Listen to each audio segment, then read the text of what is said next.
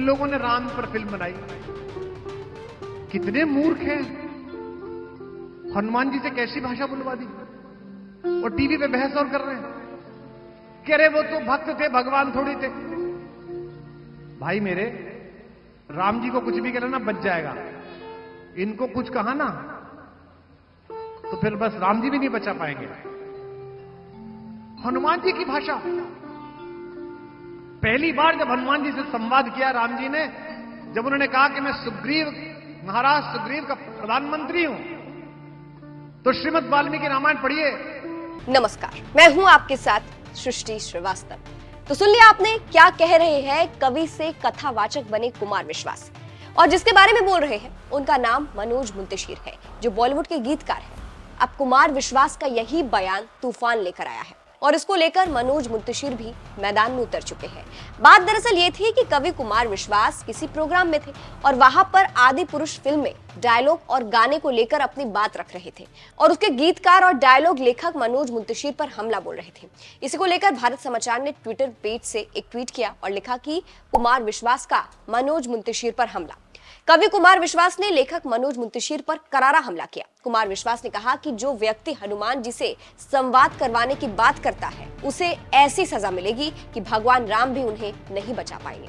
ये बयान कवि ने सोशल मीडिया पर दिया, जो तेजी से वायरल हो रहा है। इसी को लेकर मनोज मुंतशिर ने टैग किया और कवि से कथावाचक बने कुमार विश्वास पर तीखा हमला बोला और लिखा कि अरे भाई, बीटीएस लाइव मेरे कारण किसी की रोजी रोटी चल रही है तो चलने दीजिए। बजरंग बली की कृपा है जो मुझे इस लायक बनाया। ये सब छोड़िए और अपने दर्शकों को ये गीत दिखाइए जो मैंने रामलला की प्राण प्रतिष्ठा के 1 वर्ष पूरे होने पर लिखा है।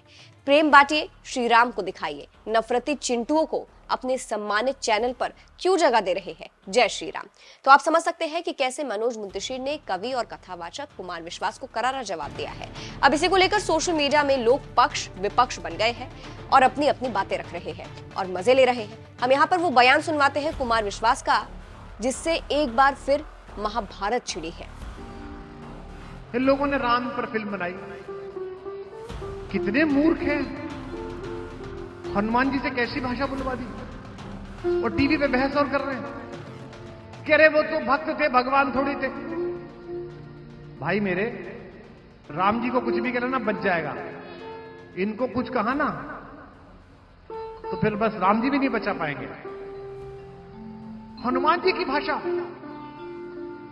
पहली बार जब हनुमान जी से संवाद किया राम जी ने, जब उन्होंने कहा कि मैं सुग्रीव, महाराज सुग्रीव का प्रधानमंत्री हूं, तो श्रीमद् वाल्मीकि रामायण पढ़िए। राम जी लक्ष्मण जी से कहते हैं कि वाक्यज्ञम मधुरम इदम सुग्रीवम सचिवः कपि। हे सौमित्र, यह वाक्यज्ञ, वाक्य को जानने वाला और भाषा की मधुरता जानने वाला, यह सुग्रीव का सचिव निश्चित रूप से कोई बड़ा विद्वान है जिसने वेद आदि पढ़े, इतनी सुंदर भाषा बोल रहा है। और तुमने छपरियों की लैंग्वेज इस्तेमाल करा दी और फिर कहते हो कि क्षमादान दे दो। हनुमान की यात्रा प्रतीक शास्त्र है। अब ये पहली बार जो सुनते हो वो इस प्रतीक को पकड़ना। हनुमान ज्ञान का प्रतीक है और ढूंढने किसे गए हैं? सीता जी को। सीता किसका प्रतीक है? शांति का प्रतीक है। ज्ञान जबकि शांति की खोज में निकलेगा, उसे सबसे पहले अपने बल का विस्मरण होगा। उसे लगेगा मैं पा सकता हूं कि नहीं पा सकता। तो सुन लिया आपने क्यों हंगामा बरपा है और इसका कारण क्या है। यहाँ पर एक जानकारी आपको देते चले कि आजकल आए दिन कुमार विश्वास अपने बयानों से सोशल मीडिया में छाए रहते हैं। अभी 3-4 दिन पहले कुमार विश्वास ने मेरठ में सोनाक्षी को लेकर हमला किया था, उसके बाद तैमूर को लेकर हमला किया, फिर योगी को पीएम बनने के योग्य बता दिया। तो आजकल वो कुछ भी अपने कथावाचन में कहते फिर रहे हैं और इस समय 1 हफ्ते से हॉट टॉपिक बने हुए हैं। हम थोड़ी मेरठ के सरकारी कार्यक्रम की बात कर लेते हैं। कवि कुमार विश्वास आए थे, जहां पर कई मुद्दों पर हंसी मजाक किया और श्रोताओं को हंसने पर मजबूर कर दिया। इसी कार्यक्रम में विश्वास ने शत्रुघ्न सिन्हा की बेटी पर भी निशाना साधा, निजी टिप्पणी कर दी, जिसके बाद उनका बयान काफी वायरल हुआ था। सुनिए क्या कहा था सोनाक्षी सिन्हा के बारे में कुमार विश्वास ने। अपने बच्चों को नाम याद कराइए सीता जी की बहनों के, भगवान राम के भाइयों के। एक संकेत दे रहा हूं, जो समझ जाए उनकी तालियां उठें।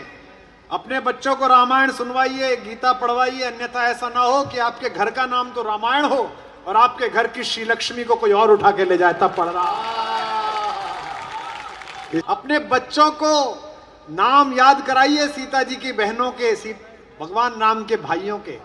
एक संकेत दे रहा हूं, जो समझ जाए उनकी तालियां उठें। अपने बच्चों को रामायण सुनवाइए, गीता पढ़वाइए, अन्यथा ऐसा ना हो कि आपके घर का नाम तो रामायण हो और आपके घर की श्री लक्ष्मी को कोई और उठा के ले जाए, तब पढ़ रहा। इसी बयान के बाद सोशल मीडिया पर विश्वास को लेकर तीखी टिप्पणी हुई थी।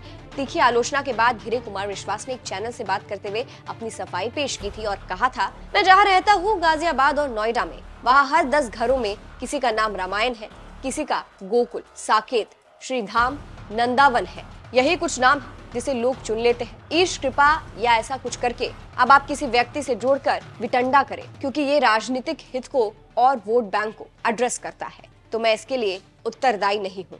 तो आप समझ सकते हैं कि कैसे एक लेखक और कवि आपस में झगड़ रहे हैं और इसका कारण क्या है। लेकिन पता नहीं आजकल कुमार विश्वास को क्या हुआ है कि वो इस तरह की अभद्र टिप्पणी और विश्लेषण कर रहे हैं, जिसकी सोशल मीडिया पर तीखी आलोचना हो रही है। अगर ये बार बार हो रहा है तो कुमार विश्वास जानबूझकर ये सब कर रहे हैं और सरकार के दरबारी कवि बनते जा रहे हैं। कुछ लोगों का सोशल मीडिया पर कहना है कि सरकार की तरफ से कुछ आशीर्वाद की जरूरत है, इसलिए इस तरह की भाट चारण करने लगे हैं। फिलहाल देखना होगा कि कब तक कुमार विश्वास ये बात समझ पाते हैं या फिर से इस तरह की गलती दोहराते हैं। इस खबर पर आप क्या कहेंगे, कमेंट करके जरूर बताइएगा। नमस्कार।